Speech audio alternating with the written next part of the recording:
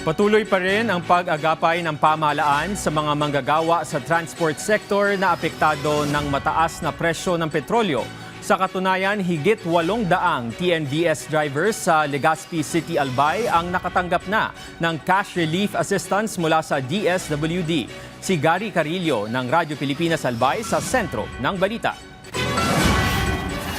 Mahigit 2 taon ng Transport Network Vehicle Service o TNVS driver si Arjet dito sa lungsod ng Legazpi. Kaya sa panahon na nagsisimahala ng presyo ng gasolina, alam niyang nandyan ang pamahalaan para tugunan ang kanilang pangangailangan. Sa 5,000 pisong ayuda na natanggap niya mula sa Department of Social Welfare and Development, nasagot na ang kita niya para sa 2 araw na pamamasada. Malaking tulong po ito kasi medyo tumas po yung presyo ng gasolina. Then may makukuha po kaming malaking pera na maikikip namin dahil sa pera na ito.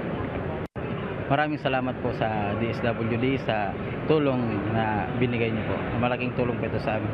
Then kay Presidente, thank you po. Maraming salamat po sa iyo. Isa lamang si Arjet sa mahigit 800 TNVS drivers sa listahan ng Land Transportation Franchising and Regulatory Board o LTFRB Bicol na tumanggap ng tulong pinansyal mula sa DSWD. Bukod dito, umarangkada na rin ang fuel subsidy project para sa mga kwalipikadong PUV drivers sa Bicol Region. So naibahagi na po namin yung mga accredited na gasoline stations or participating gasoline stations for this assistance to our public utility vehicles region-wide. So lahat pong ito, ramdam po ng ating mga nasa transport sector, ang tulong po ng gobyerno.